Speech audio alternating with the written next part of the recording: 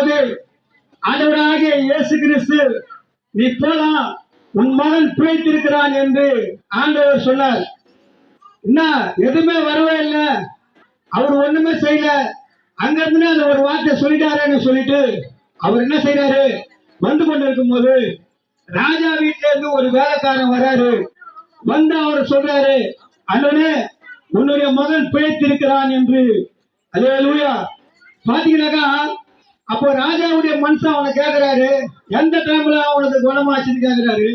9ஆம் மணி வேலையில அவனுக்கு குணமாச்சுன்னு சொல்றாரு. ஆனா ஆண்டவராக இயேசு கிறிஸ்து நீ போகலாம், உன் மகன் பிழைத்திருக்கிறான் என்று சொன்ன அதே டைம்ல தான் அவருடைய வார்த்தையினால அந்த மகன் ஏந்து சுகம் பெற்றான். பிரியமான அன்பு சகோதர சகோதரிகளே, ஆகையால் தான் சொல்றாரு மத்திய 4:4 மனுஷன் 54 மாத்திரம் அல்ல, தேவனுடைய வாயிலிருந்து புறப்படுகிற ஒவ்வொரு வார்த்தையினால் பிழைப்பான் என்று.